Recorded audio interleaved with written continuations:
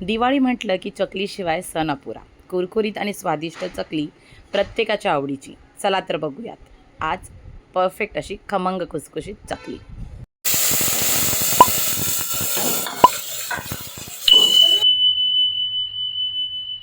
तर सर्वात प्रथम आपण इथे चकलीची भाजणी घेतलेली आहे.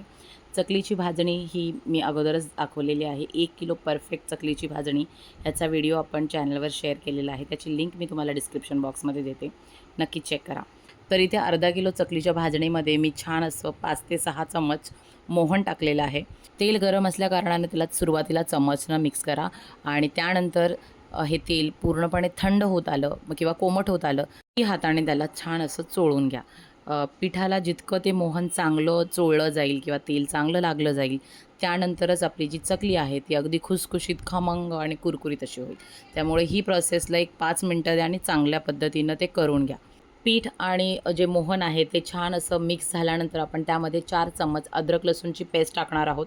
त्यानंतर आपण त्यामध्ये थोडीशी हळद, चवीनुसार मीठ, 4 चम्मच घरगुती लाल तिखट, त्यानंतर अर्धा वाटी मी इथे सफेद तीळ घेतलेले आहेत, ते मी छान भाजून मग घेतलेले आहेत. त्यानंतर 2 चम्मच किंवा 1.5 चम्मच तुम्ही ओवा ॲड करू शकता. तर इथे मी सगळं हे मिश्रण चांगलं मिक्स करून घेणार आहे.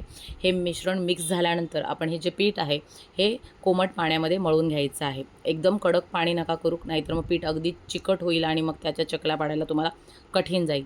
तर पाणी अगदी कोमट असलं पाहिजे आणि त्यानंतर आपण ते पीठ चांगलं असं मळून घेणार आहोत. तर थोडं थोडं पाणी ॲड करा आणि असं एकदम घट्टसर असं पीठ मळून घ्या. अगदीच घट्ट किंवा एकदम एकदम पातळ असं करू नका. थोडं थोडं पाणी ॲड करा, जेणेकरून तुम्हाला अंदाज मिळेल आणि चकली पाडायला ते सोपं जाईल. तर चकलीचं पीठ मळून झाल्यानंतर तुम्हाला ते कवर करून ठेवायचं आहे ओल्या कपड्याने, कारण हे पीठ फटाफट ड्राय होतं आणि मग तुम्हाला चकली पाडताना चकल्या तुमच्या तुटू शकतात. तर त्यामुळे तुम्ही जसं पीठ मळून झालं त्यानंतर तुम्हाला ह्याच्यावरती एक चांगला ओला कपडा ठेवायचा आहे किंवा झाकून ठेवा आणि चकल्या पाडायला सुरुवात करा. तर आता आपलं पीठ तयार झालेलं आहे आणि आपण आता चकली पाडायला सुरुवात करत आहोत. तर मी थोडं पीठ काढून ठेवलं आहे आणि ते कवर करणार आहे ओल्या कपड्याने आणि झाकून ठेवणार आहे, जेणेकरून त्यातलं जे मॉइश्चर आहे ते चांगलं टिकून राहील आणि आपल्याला जेवढं पीठ वापरायचं आहे तेवढंच पीठ आपण सध्या साचामध्ये टाकून चकल्या पाडायला सुरुवात करणार आहोत. तर आता आपण साच्याला तेल लावून हे जे पीठ आहे ते भरून घेतलेलं आहे आणि आपण चकल्या पाडायला सुरुवात करत आहोत. चकल्या पाडताना तुम्ही बॅचेसमध्ये त्या बनवा आणि त्या पूर्णपणे सगळ्या चकल्या बनवून घेऊ नका आणि मग त्या सगळ्याच तळायला जाण्याचा प्रयत्न करू नका, कारण जर तसं केलं तर तुमच्या ज्या चकल्या आहेत त्या पूर्णपणे त्याचं मॉइश्चर उडून जाईल आणि त्या तुटतील. त्यामुळे तुम्ही अशा 6-6, 7-7च्या बॅचेसमध्ये चकल्या बनवा आणि त्या तशाच पद्धतीनं तळा, जेणेकरून तुम्हाला छान खुसखुशीत आणि परफेक्ट अशा चकल्या मिळतील. चकली तळताना तेलाचं तापमान हे अगदी जास्त गरम किंवा अगदीच थंड असं ठेवू नका. एक मीडियम टेम्परेचरवर तेल गरम करून घ्या आणि त्यानंतर चकल्या सोडायला स्टार्ट करा.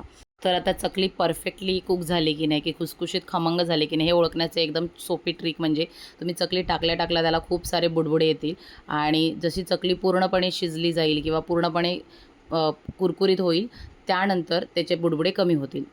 चकली छान अशी गोल्डन ब्राऊन फ्राय झाल्यानंतर आपण तिला काढून घेणार आहोत आणि थंड केल्यानंतर तुम्ही चांगल्या एअरटाईट कंटेनरमध्ये ते स्टोअर करून ठेवू शकता. छान अगदी महिनाभर ह्या चकल्या टिकतात आणि तितक्याच खमंग आणि खुसखुशीत राहतात.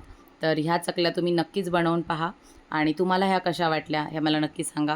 व्हिडिओ जर आवडला असेल तर लाईक करा, चॅनलवर नवीन असाल तर सबस्क्राईब करा आणि हा व्हिडिओ पाहिल्याबद्दल धन्यवाद आणि हॅपी दिवाळी.